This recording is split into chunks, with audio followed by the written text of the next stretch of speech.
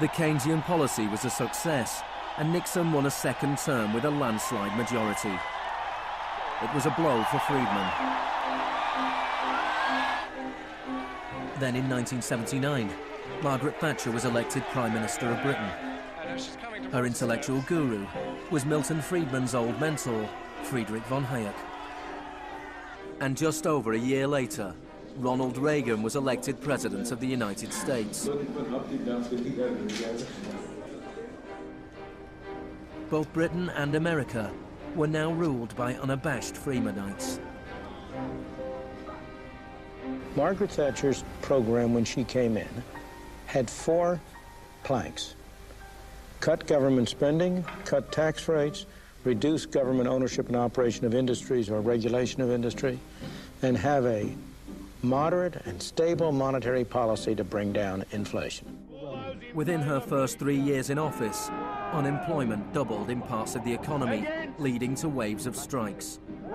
Thatcher's personal approval rating slumped to 25%. There were riots in Britain's major cities. Even Margaret Thatcher's admirers had their doubts. The economic performance of the Thatcher government has been mixed.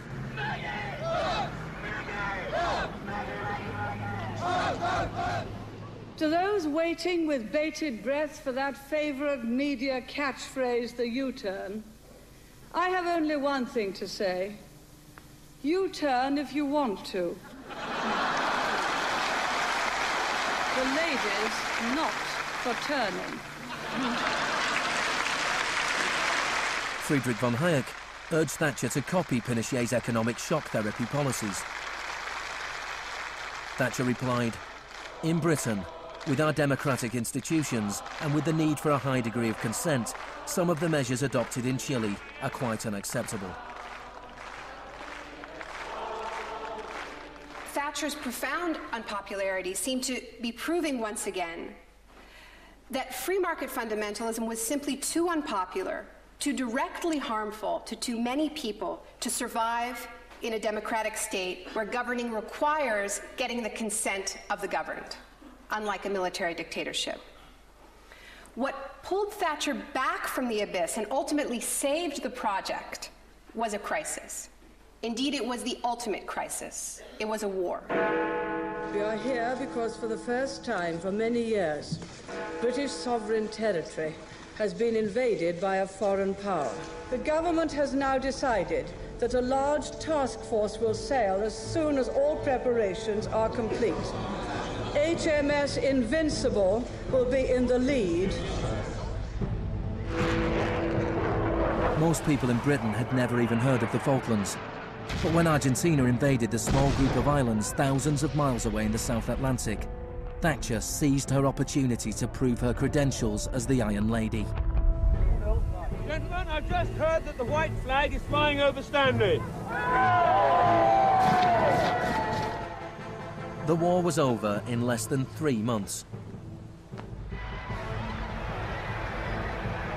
As the troops returned to Britain, a wave of patriotic celebrations swept the country. Thatcher won the 1983 elections with a massive majority. She could now push through a form of the economic shock therapy witnessed in Chile.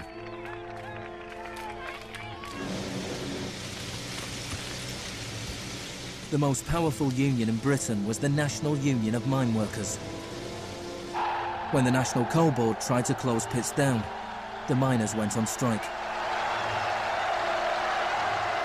Parts of central London are brought to a halt as thousands of miners and sympathizers march through the city in support of the miners' strike. It's Britain's longest and most bitter since 1926, and the most expensive ever. The strike lasted almost a year. Thatcher used every means at her disposal to destroy the union.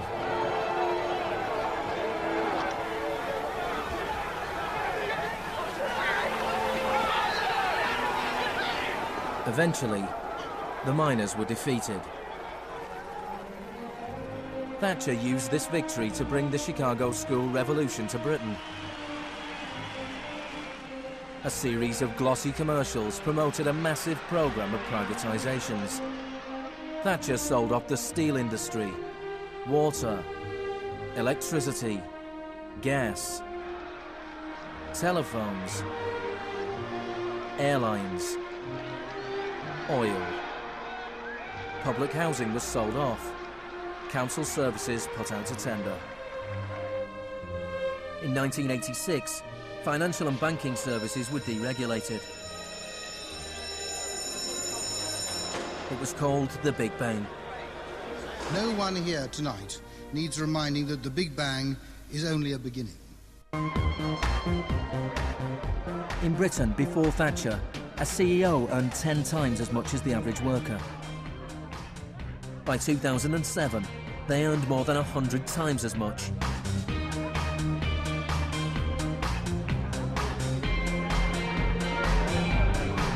In the US before Reagan, CEOs earned 43 times as much as the average worker. By 2005, they earned more than 400 times as much. Friedman openly acknowledged the importance of Thatcher and Reagan in the spreading of Chicago school policies around the world. The coincidence of Thatcher and Reagan having been in office at the same time was enormously important for the public acceptance worldwide of a different approach to economic and monetary policy. Thank you very much. What I'm describing now is a plan and a hope for the long term. The march of freedom and democracy, which will leave Marxism, Leninism on the ash heap of history as it has left other tyrannies which stifle the freedom and muzzle the self-expression of the people.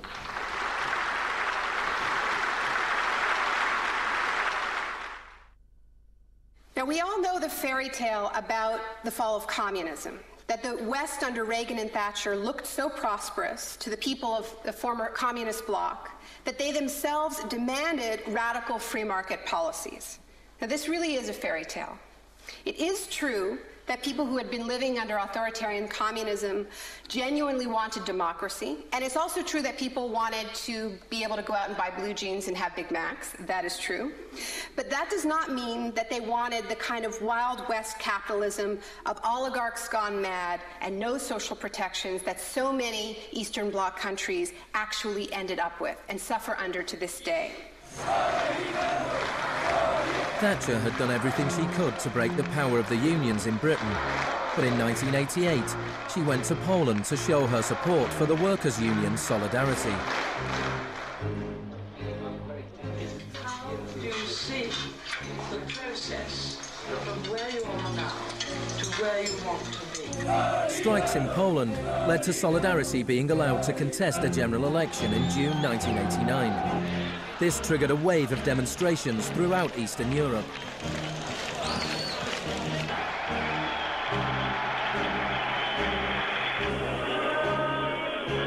In the past, the Soviet Union had used military force to crush democratic movements. But the Soviet Union had a new type of leader, Mikhail Gorbachev, who was committed to glasnost and perestroika.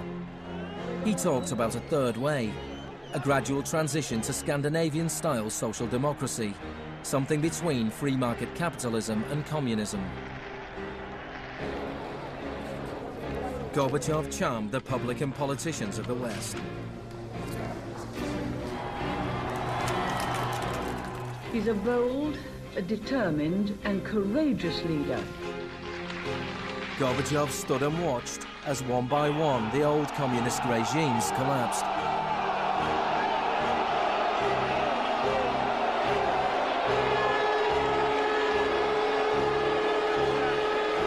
At the end of the year, the most famous symbol of the division of Europe came tumbling down.